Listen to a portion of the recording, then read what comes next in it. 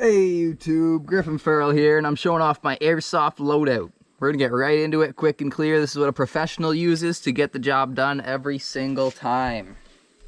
Starting off on the top, we got a Vulcan helmet. I'm going with a combat gray on this one because I got a good deal on it off a buddy. Same with these goggles and face mask. They're also gonna be Vulcan and Vulcan.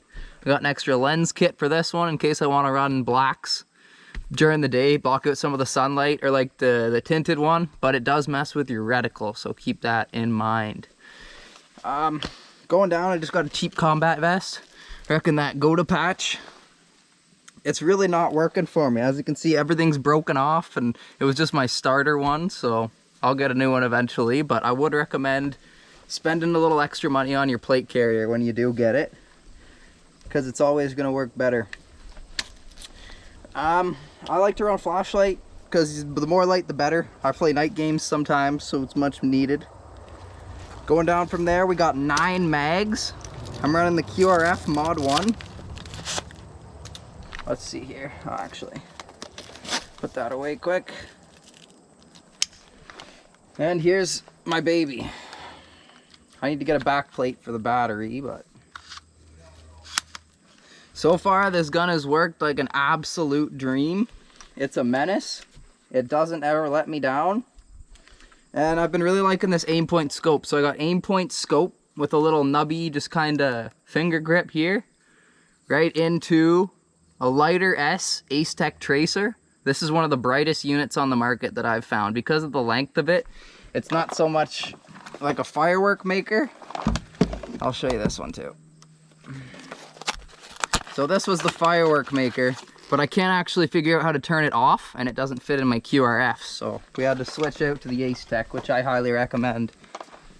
So yeah, that's the QRF mod. This thing works like an absolute dream.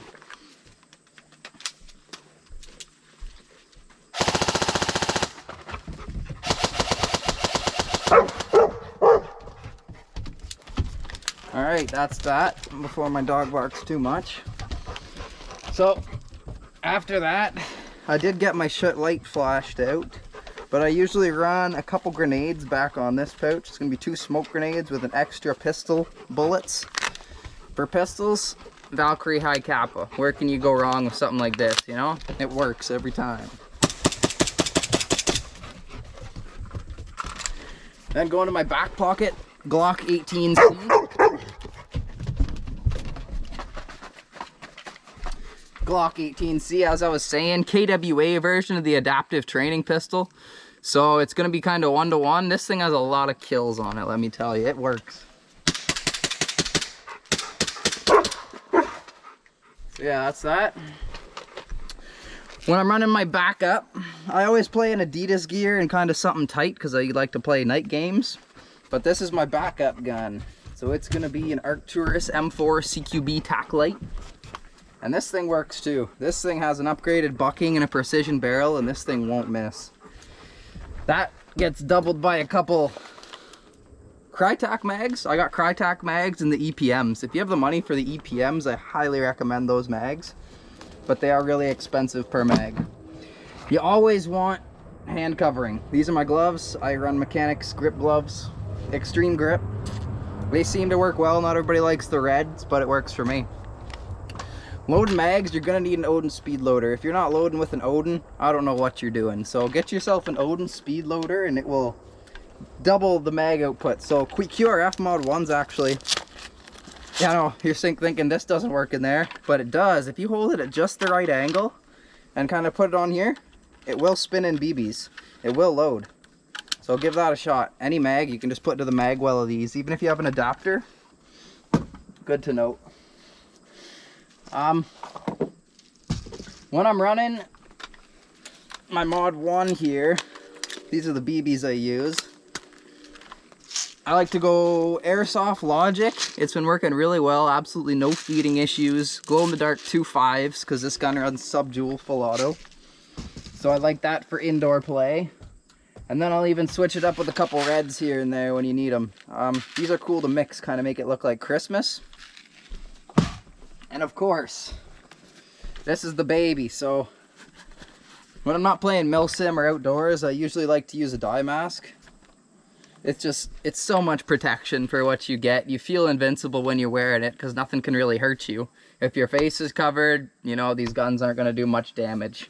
So make sure to keep your face covered at all times. Every time, all time.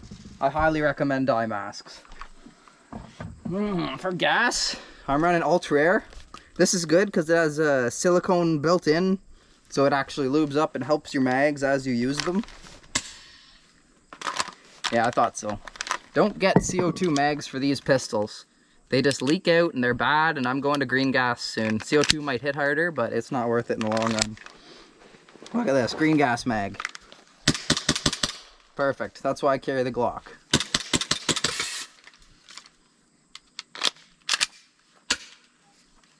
Nice. Okay, and then when I'm running sniper, this is my Elmer Fudd no scope rifle. Doesn't have a mag in it right now, but this thing will get the job done.